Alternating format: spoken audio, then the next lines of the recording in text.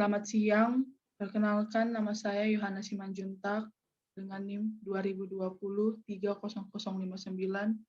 dan teman saya Halijaru Malolas dengan NIM 2020-30023. Di sini kami akan menjelaskan tentang apa itu eutrofikasi.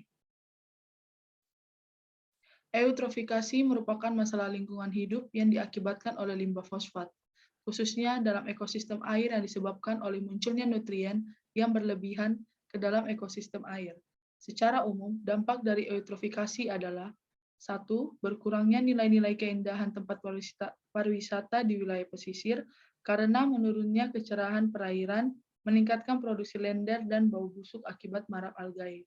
Yang kedua, berbahaya bagi kesehatan masyarakat dan bahkan berakibat fatal seperti kematian jika saat marak algae didominasi oleh jenis yang memiliki racun kuat, seperti Dinoflagellata, karena racun tersebut terakumulasi pada hewan laut, seperti kerang-kerangan, ikan, kepiting, udang, dan organisme lainnya yang kemudian dimakan manusia, mamalia laut, dan burung laut.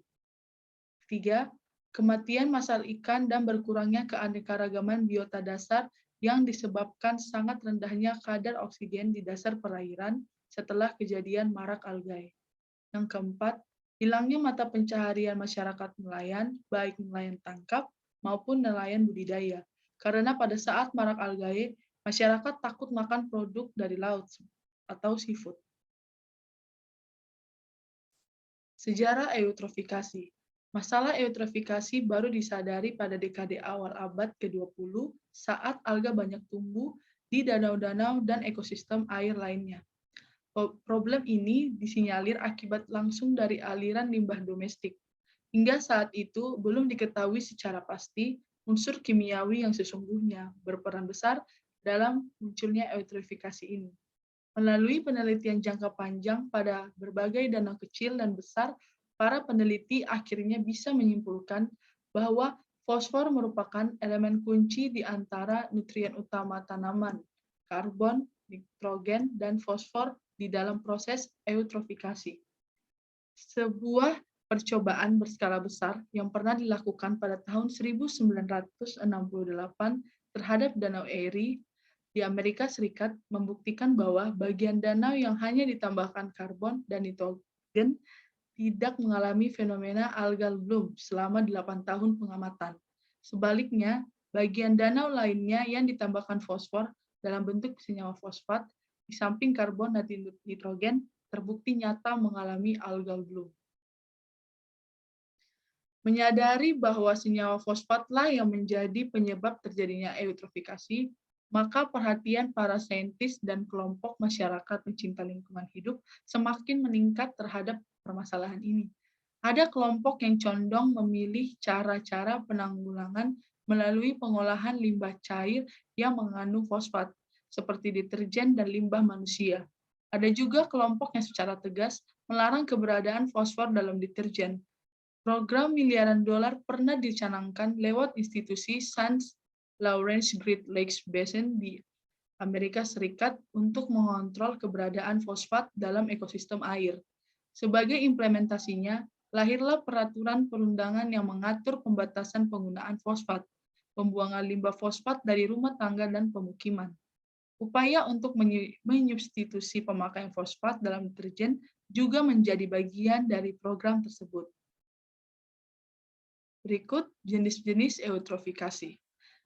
Jenis-jenis eutrofikasi ada 2. Yang pertama, eutrofikasi alami.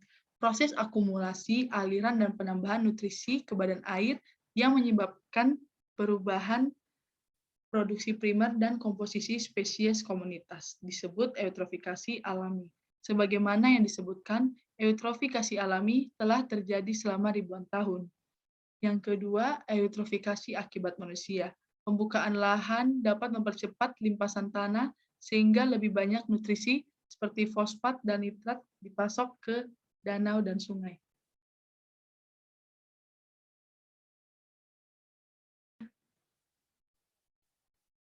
Dampak eutrofikasi. 1. Kelimpahan zat yang tidak diinginkan. eutrofikasi menyebabkan kelimpahan zat bertikulat seperti fitoplankton, zooplankton, bakteri, dan jamur. Ini meningkatkan bahan kimia anorganik seperti amonia, nitrit, hidrogen sulfida, dan lain-lain yang mengidentifikasi pembentukan zat berbahaya seperti nitrosamin yang diduga merupakan mutagenitas di pabrik pengolahan air minum.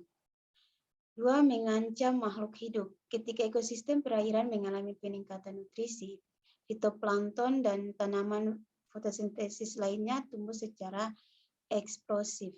Akibatnya, ganggang membatasi jumlah oksigen terlarut yang dibutuhkan untuk pernapasan oleh spesies hewan dan tumbuhan di dalam air.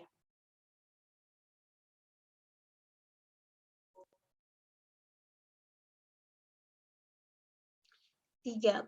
Kualitas air menurun, zat organik yang tinggi memberikan bau atau rasa yang tidak sedap pada air yang hampir tidak dapat ditutupi oleh klorinasi saat digunakan sebagai air minum.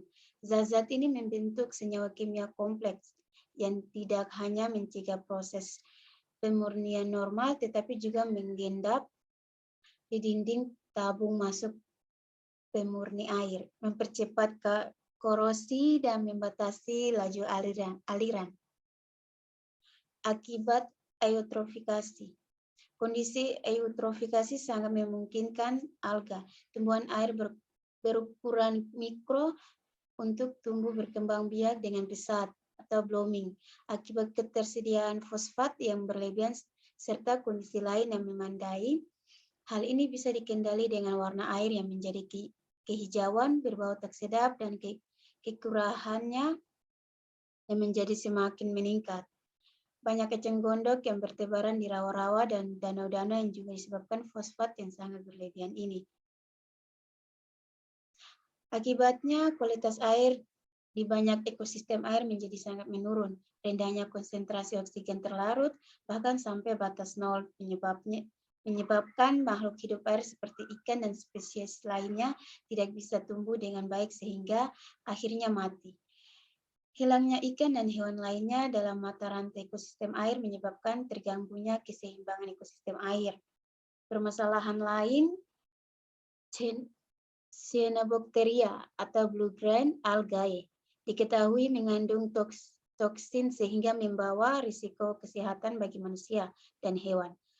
Alga bloom juga menyebabkan hilangnya nilai konservasi estetika, rekreasional, dan pariwisata sehingga dibutuhkan biaya sosial dan ekonomi yang tidak sedikit untuk mengatasinya. Sekian dan terima kasih.